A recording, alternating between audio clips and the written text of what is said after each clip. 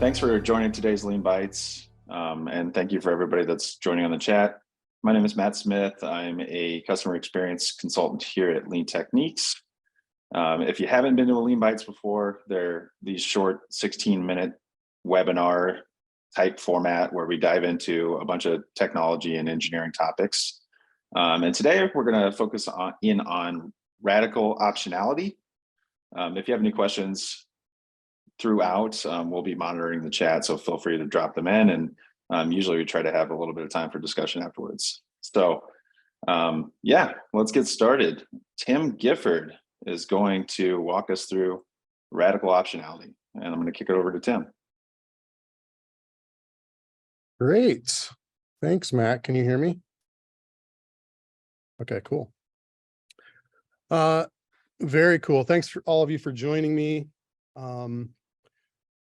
Radical optionality, you probably haven't heard much about it. It's inspired from it's an article that was published by the Harvard Business Review, I think May-June issue, so it's relatively timely. And before we get started, I want you to start thinking a little bit about your organization and whether your organization is an organization that has a knowing culture, which means like they know what their customer wants are, they know what their customers need, they know what they desire. Maybe they think they know what their strategy is to receive the desired outcomes or impacts that they want to make.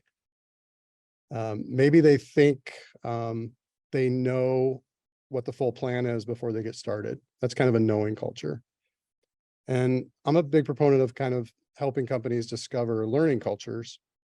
You want to learn more about what your customers are doing. You want to adjust based on new information, regardless of what your strategy is. And you're comfortable as an organization to get started if you have a general direction, but maybe you don't have all the knowledge, right? You're willing to learn along the way. And when I read through radical optionality, it inspired a couple different thoughts. So we're going to kind of jump into some of the things on the agenda. The first thing is I want to kind of highlight what are options, and we'll kind of cover it from a financial standpoint real quick. And then a couple friends of mine, it's probably been 10, 15 years now, wrote a book, Real Options. They started talking about real options as it applies to software projects. And then we'll dig into what that article is and how it relates to companies in general. So options. There are effectively three types of options. This is pretty rudimentary. We'll start here on the left side. We have an option to sell. In the financial markets, we'll call this a put option.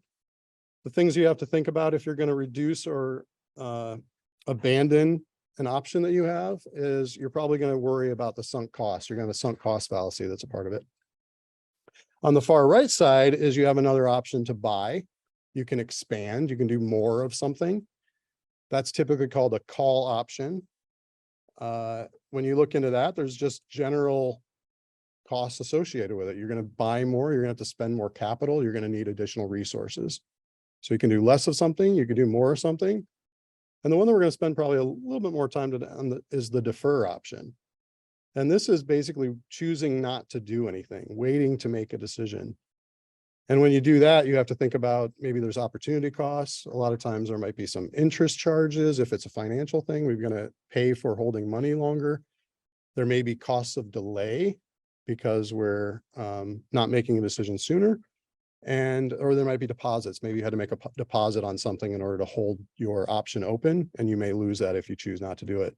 But the great things about options is they aren't commitments, they're opportunities. And so having them available gives you an opportunity without having the actual commitment.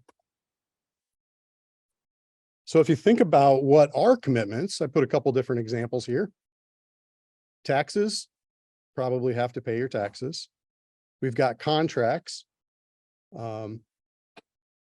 If you've bound yourself to a contract, you tend to be obligated or committed to that contract. There's physical laws like, I don't know, gravity, the weather, maybe light and fire. These are things that are in our world and we can't change very much. Or maybe we have parental duties. Maybe we feel like we have obligations to our family. Hopefully most of us feel that way, right? Now, the next thing is we have to think about, so we talked about the difference between what an option is and what an obligation or a commitment is.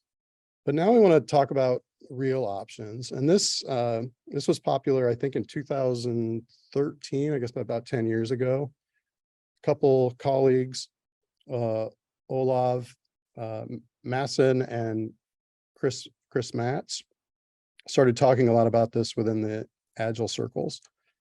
And they basically they wrote this book. It's a graphic novel. It's really fun to read. It's a pretty quick read. And they talked about the three kind of areas of what a real option is.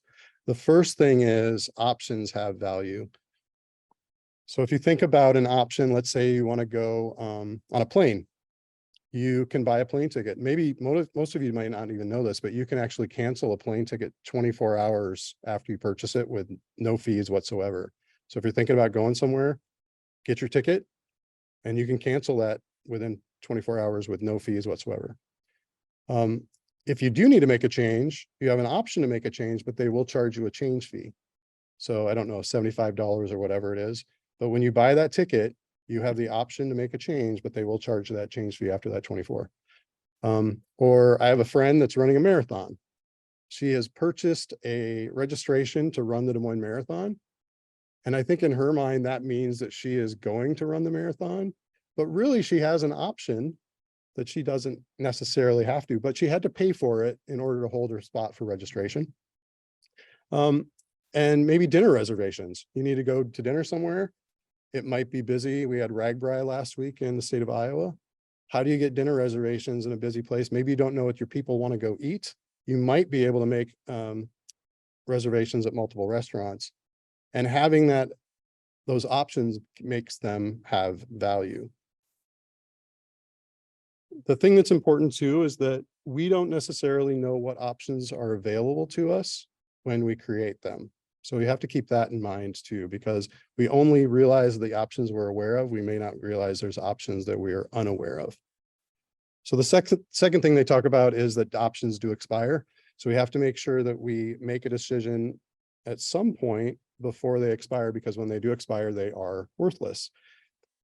One tip to do is make sure that we are procrastinating. We don't want to pick an option too soon, because we have the least amount of information earlier than we do later.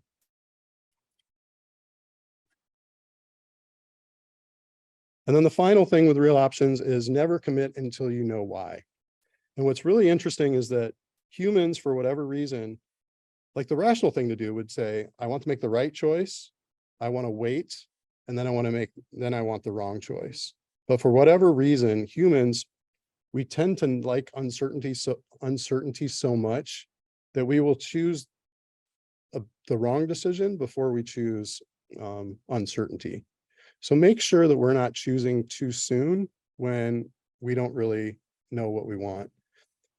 There isn't, I won't get into that joke, but if you do think about, there's different scenarios, purchasing new software, when do you actually make the decision when you want to purchase new software? You might choose to do it when you award the RFP. Maybe you instead you award the RFP to do 2 proof of value contracts. So if you award the contract to one company, you're basically awarding it based on their sales process, not on their ability to implement.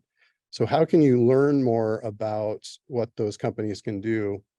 One way to do that is wait until you know they're able to deliver. So you may be able to structure those contracts in different ways so you can have them do a proof of concept before you actually make the decision. And the last thing, or last little tip that's about that, instead of saying like no for an option, the thing that you want to do is kind of think about what's going to trigger that decision.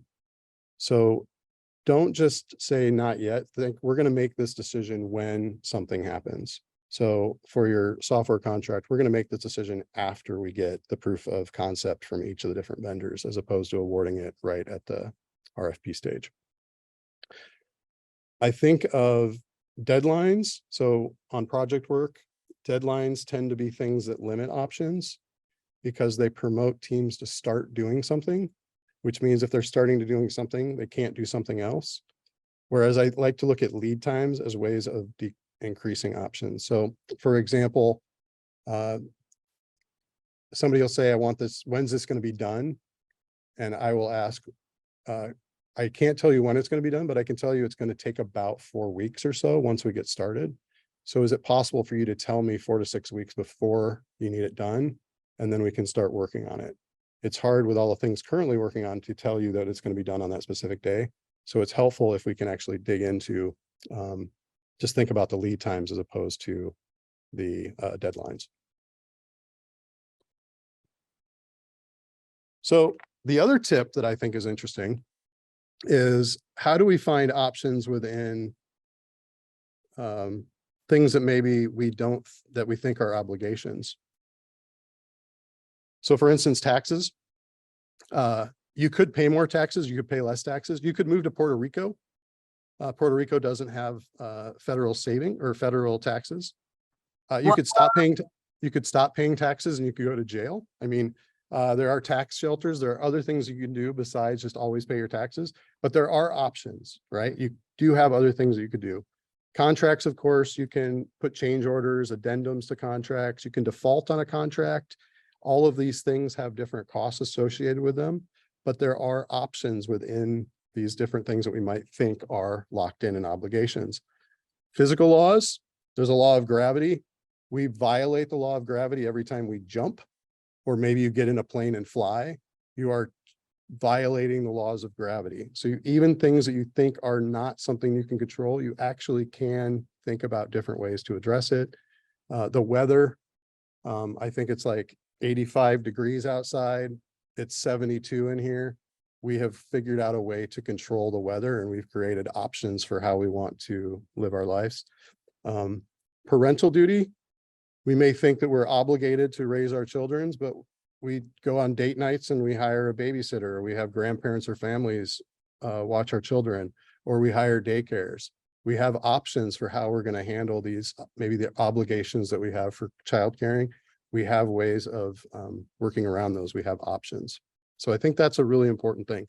Now, the last thing, part of this article, the reason it resonated with me is it really started talking about how to apply this with organizations in the modern world with a lot of uncertainty and ambiguity. And I run into this a lot when we're working with customers for their digital transformation and their IT modernizations. And how do we go from this knowing culture to a learning culture? And it talks a lot about these 4 or 5 different steps. The first thing is they want you to think about in the article is go from thinking then doing to thinking while doing. So not knowing necessarily what your entire plan is, but just getting started. A lot of companies will do funding decisions, and before they get done, how do we reduce the funding cycles? How do we change the meetings from planning meetings to actually do the real work during the meetings? Do the thinking while we're doing. Striving for fit. Instead, from striving to fit to creating optionality. How do we get diversification instead of cost optimization? We try to optimize costs a lot, where maybe the best thing that we could do is have multiple teams working on the same problem and then bring them all together at the end so we come up with a better long-term solution.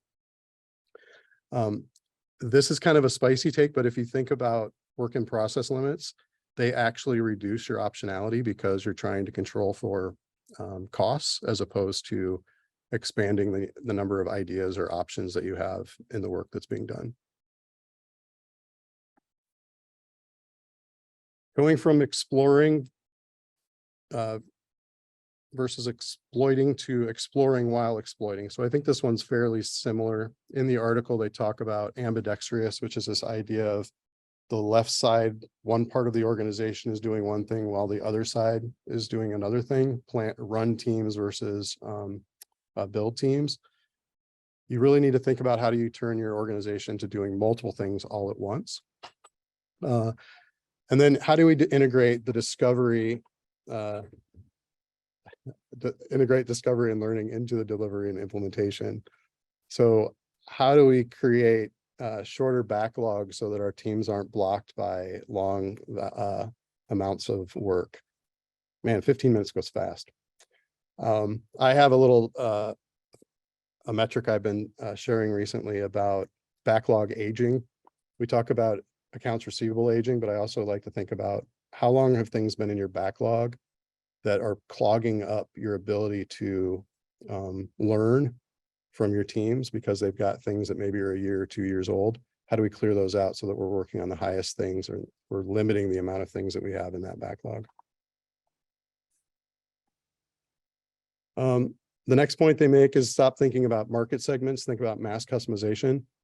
When we talk about digital transformation, we really talk about personalization. There's a story about a pilot or a manufacturer of pilot seats, and he did a study of 4,000 pilots on 10 different factors to see if they would fit into the cockpit. And of the 4,000 pilots, 0 of them were all average in all 10 of those measures, those dimensions. And so in the law of averages, basically, the more things that you're measuring against, the less average. Nobody is average when you have these different metrics. So how do we start to personalize things towards individuals? I'm thinking about today, I have a TV in my family room and we never use it because all of my kids have their own personalized stream of digital content on their own devices. So that is a personalized experience for each one of them. Whereas we used to have one experience that we all had to share. Now we have our own unique experiences. We also talk a little bit about moving from atoms to electrons.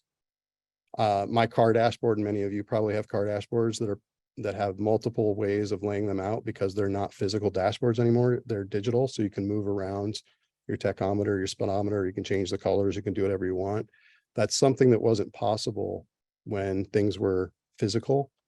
And so we're trying to create unique individual experiences for each individual and stop thinking about market segments or personas. Let's get even down to the individual person that we're building these things for. The last assumption regarding their strategy in radical optionality is this idea of thinking about your enterprise and moving it more to an ecosystem. So this, I think about, Tesla built this huge charging network, and most recently, I think GM and Ford have both decided to use that for their electric vehicle fleet. And Tesla made an ecosystem of chargers, and now other people are coming into that ecosystem. If they would have just tried to control that themselves, I think it would reduce the overall value of that charging network. I also think about building communities. How do you hire good talent, or how do you find new opportunities? I think of building a community and not just thinking about your own company. So we have even this is an opportunity to create more community by bringing people from the outside the organization in to learn about some of the ideas that we're thinking about at Lean Techniques. So by creating that ecosystem, it gets beyond our enterprise walls and makes us help think, makes a broader impact to the community and the ecosystem. And then I've got a slide here of some articles and some resources. I've got the Radical Optionality article, Knevin, also from Harvard Business Review, Thinking in Bets, written by Annie Duke. Interesting book. It was written by Annie Duke, who is a professional poker player. What's also interesting, I think Annie Duke kept her options open because she married, I don't remember his first name, but she married into the family that started Duke University. So she chose a good option probably for longevity. But that's an interesting book if you want to hear about how to apply options and learning and uncertainty as it relates to poker playing. And of course, you can check out our rants and our Lean Techniques video library.